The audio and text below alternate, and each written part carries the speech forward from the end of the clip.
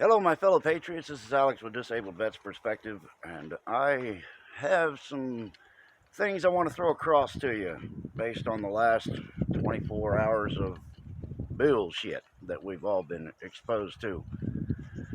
First thing, God rest the soul of little Miss Babbitt that took the shot in the Capitol. Um, it's pretty amazing that you can serve your country 4 tours in a foreign land to defend the Constitution and defend this country from enemies that may try to seek entry. And then you come home and you get shot by a law enforcement officer inside your nation's capital that exists only because of we the people. So that is pathetic. It's shameful. Uh, it's as bad as it gets. But I want also for you guys to understand that that whole thing was called a false flag. It was a setup. It was designed to create the narrative that they are now running with, that the Trump supporters are some kind of psychotic beasts that create all of this chaos. And there's video now showing Antifa arriving in rented buses being escorted by police the night before this rally. So they were being organized. And if it's real windy, I'm sorry, it's what we get in Florida. But anyway, they were briefed, they were coordinated, and they were organized to do exactly what they did by storming the Capitol and riling up Trump supporters.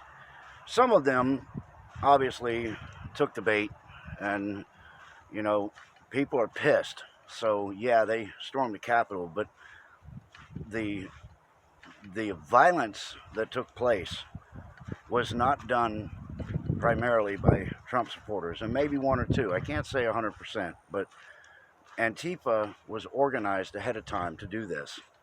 And if this video makes it up on YouTube, I'll be absolutely impressed, because these assholes are getting rid of anything that looks like it might expose them for what they are. I don't know if you've noticed, but the president is being removed from social media. They're trying to eliminate his ability to communicate. The the Insurrection Act is still a very real possibility. The president did what is required under the Insurrection Act to call for his people, his dissidents, his supporters to retreat, to go home, as he said. That's required before you can enact insurrection. So that was done. Now the media has moved in on their last leg to block the president from reaching the people. So I'm going to give a warning here that it is entirely possible that communication across the board could be blacked out. And I've been warning about this for a while. But one of the first things you do when you know you're going to invade a country or you're going to move into a city to capture a target, first thing you got to do is drop the comms. And if we're all out here still communicating with one another, then they don't have the illusion of control that they think they have, because they feel like we're still organizing. But be ready for the shit. It's coming. They will be turning off your communication. They will be blacking this place out as much as they can. They're going to make the patriots feel like there's no hope.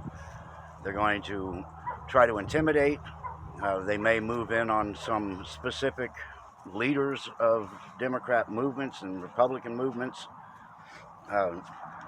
They're going to try to get them out of the way and make it a very public spectacle, just like they did with Enrique Tarrio. That man did nothing wrong. This idea of destruction of property, it's apparently a one-sided argument, because Antifa can destroy an entire city and nothing happens to them. But if you burn one of their BLM flags, then all of a sudden you are a hardened criminal. So this is where we're at. Enrique, I'm praying for you, brother. I'm not here trying to do my part. we know you didn't do anything wrong, and we will do our best to support you in any way possible. And God bless the Proud Boys. You guys keep doing what you are doing, because we're all in this together. It's a fight. This is a war. The the kinetic part hasn't started yet, unless you include the fact that potentially a staged cop shot one of our fellow soldiers, and that's pretty disgusting. But I want to bring up one more thing here. This vote, or illusion of a vote, that took place in Georgia a few videos ago, I tried to tell everybody what was going to happen. I mean, it was obvious it was going to be exactly like the presidential election, and it just turns out the little family team of ladies that were coordinating the big steal in, I think it was Michigan, they showed up again in Georgia to do their part to, to manipulate and multi-count votes and things like that. So the same spike happened. But here's the part that I tried to tell you guys ahead of time. I said Loeffler and Perdue are both rhinos. They are not for the people. And I know that was hard, because everybody was like, well, what's left? Do we vote for the Democrat? And I said, no, you don't vote for the Democrat, but you need to be aware of what you're voting for and keep them at arm's length, because those two were not Trump supporters. I knew this for a long time. It was an illusion created by them and their team to get everybody to rah-rah-ree behind them so that they could get their plants in there. And many months ago, I told you that there were going to be people that were masquerading as conservatives and as Republicans that are in fact Democrats. And this was warned about a long time ago. As soon as they get into office, they fall right in line with the Democrat Party, like they're paid to do and like they're supposed to do. Kelly Loeffler, number one example. She gets up on stage on the 4th and talks about, I support President Trump, and I'm going to do everything I can to go against this illegal vote. I will protest the vote, and I will support our president, rah-rah-ree, and all that shit. Well, what did she do last night after this staged event with the Capitol? She gets up there and says, oh, because of the Trump supporters being so violent, I can no longer, in my conscience, support a protest of this vote. So she just flipped like she was supposed to do, and she allowed the vote to go through. Well, it's been made pretty obvious now that we have no parties in this country that support the people. I've been saying abolish the party system as long as I can remember. Well, shit, since I was a kid, I've been saying that. But for you guys, I've only been on here for a little over a year, so you've heard it that long. But it is time to abolish the party system. It's an illegal entity within our government, and we need to go back to a government of the people. That means you and me, just regular Joes, need to be running this government, not politicians that are that are groomed to do their part in the insurrection of an entire country. So this has got to stop. There's no longer a party system. I hope you guys can see that by now. The people that tell you that they're on your side are proving to you that they're not. And it's up to you folks to put an end to this shit. This idea that you only have two choices when you vote is an illusion. And it takes a massive number of people to do it. But you can vote somebody in that calls themselves an American. They don't have to call themselves a Republican or a Democrat. And, they rally together, the Democrats and the Republicans, anytime they want to maintain power. So to break that, it takes an enormous amount of people to fall in line and do so. And we have a very small list of people who support the president and support the American people. And we need to work on getting the rest of them out of there. And then we need to remove the party title and get this Republican-Democrat paradigm ended. But Anyway, I could go on, but you guys need to know where we are right now. The Insurrection Act is very likely coming. The blackout is coming.